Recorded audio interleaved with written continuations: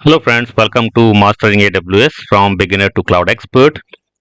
So this is not a traditional theory heavy course, and this course is specifically designed to mirror real-time industry requirement and working environments. We focus on what matters in real-time projects, and every topic has been selected based on actual client requirement in today's job roles. So detailed hand-on coverage, we go deep into each AWS service, not just introducing but showing how to apply them efficiently. It's a step by step labs, okay, where we included all the executions wherever possible.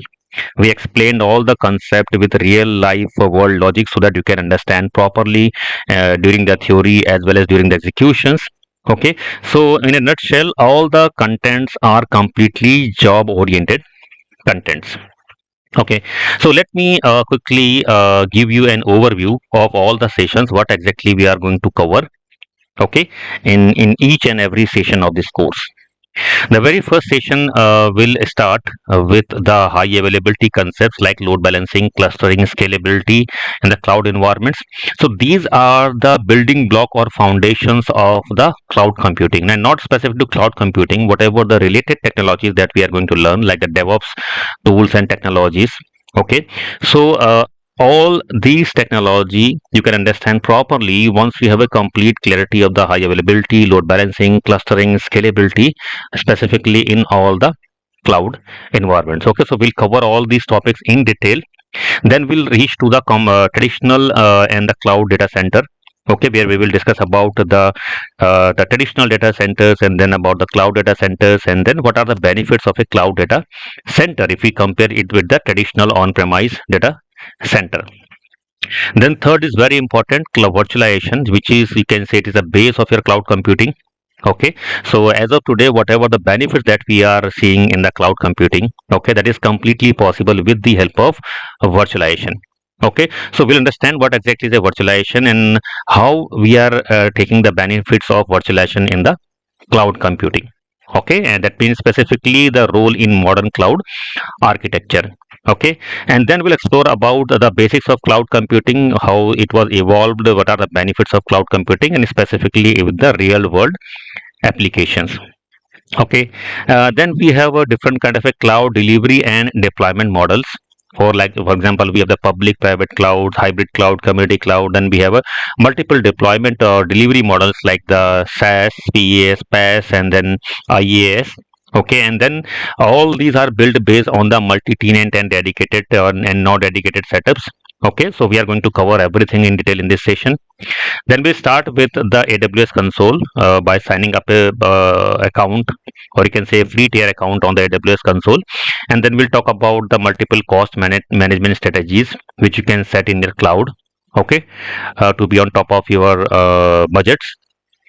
Then we'll start with the core concepts of the AWS. The core concepts are the basics of the networking in the AWS.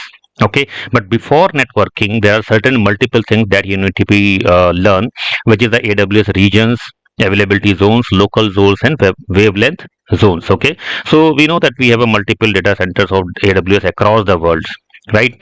So all the data centers and their accordingly the services that is running in the data centers are completely divided based on the different zones, availability zones, region, local zones, wavelength zone, to provide an proficient and extreme high performance throughput experience to the end users.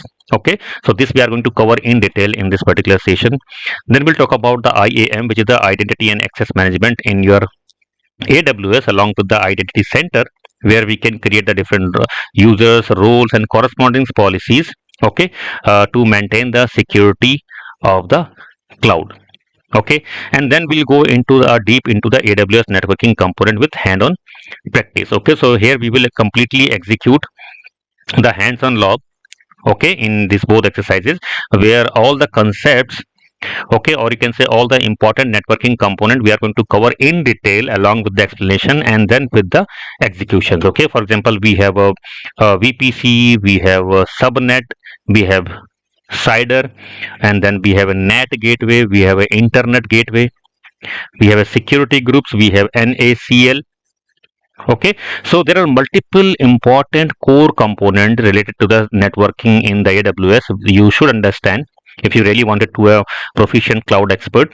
Okay, so for that we have a complete in-depth theoretical session along with the execution of each and every component. Then we'll learn about the EC2 instances, or you can say the virtual machines in the AWS, how to create the virtual machines, and then how we can access the virtual machines, what are the different parameters and input required to create the virtual machines. Then we have an auto scaling group in the AWS, where you can configure the auto scaling group, so you can scale up or scale down your environment at the runtime based on your application requirement. Okay, then we will explore the different kind of storage services that is available in the AWS, along with the what is snapshot, AMIs, backup strategies. Okay, and then we'll do a deep executions of each and every component, or you can say each and every storages in the AWS. Then we'll talk about the EFS, which is a shared file system in the AWS, and then we'll have a lab as well, how to show that how to mount this EFS between multiple uh, machines. Then we have a concept of elastic IP, okay, which is a static IP, because by default in nature your VMs get a ephemeral IP, which is changed when you restart your virtual machine. So in a real-time production environment you need a static IP, which is called the elastic IP. So we'll see how we can create the or reserve the elastic IP, and then how we can assign this IP to our instances. Okay, then we'll see the implementation of the elastic load balancing services in the AWS, which is a load balancer service, okay, which you can configure for the load balancing your request to the multiple backend services, and along with that for the multiple other benefits like session stickiness, SSL termination. So all this we are going to cover in this exercise. And then we'll come up on the gateway, VPNs and the gateway, and with the connections, or you can say specifically the connections services in the AWS, where we will talk about the different kind of a gateways and different kind of a services that is available in the AWS for connectivity with the external world, or you can say with the on-premise, right? Because we have a multiple applications, critical applications maybe in the on-premise, and some of the applications in the AWS cloud. You may need the integration between your on-premise and cloud. So there are multiple services like site-to-site VPN, which is called the IPsec. Okay, we have a VPN client, and along with that, you have multiple other services that we are going to see in this particular sessions, and that is covering your some important other gateways like virtual private gateway, and then your transit gateway. Multiple other gateways are there, so everything we are going to cover in this session. Then we'll talk about the VPN pairing, where you need to connect more than one VPCs. Okay, maybe in the same region or in different region and different account or same account. Okay, how we can pair the VPCs for sharing the data between your different VPCs. Then we have a AWS Direct Connect services, okay, which is specifically a dedicated services, or you can say dedicated fiber lines between your on-premise and data center for the dedicated connectivity. Then we will see about the command line interface in the AWS, and then SDK to interact with your AWS resources with the help of command lines or with the help of SDKs using the programming languages. We'll learn about the database as a services. Specifically, we are going to cover the RDS here in the AWS, and then we'll see how we can create a MySQL database, how we can access it from our local system. Okay, and then we are going to cover the DevOps in your AWS. Okay, specifically we'll talk about the cloud formation and the elastic beanstalk. Then we'll cover the serverless computing, where we have a AWS Lambda, ECS, okay, Fargate, which is specifically related with the containerized system or the container services. Okay, so these all are the serverless computing, because we don't need to worry about the servers or the backend infrastructure. We can directly create or configure it from the AWS console, and then we can start using the services, and we don't need to worry about the backend infrastructure like the virtual machine, storage, networking. Everything is taken care by the AWS.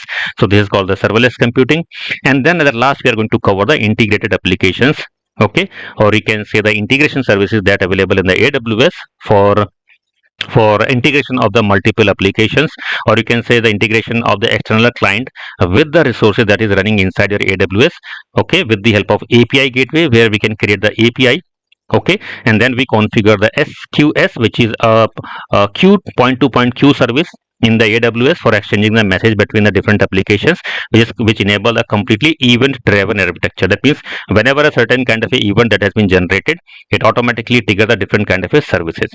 Okay, so almost all these concept that we are going to discuss in detail, we have a corresponding lab for each and every session. Okay, and as of now we have a 24 sessions, but maybe in a future we are going to enhance the course, so there are multiple other sessions is going to be uploaded in the future based on the feedback that we will receive from the multiple learners or engineers. And along with that, with the time there are multiple things that is going to be changed or multiple things going to be introduced in the AWS. So with the time, okay, we are going to enhance our this particular course session without any extra cost. Okay, you will always be on up to date once you will subscribe for this course. Okay, thank you.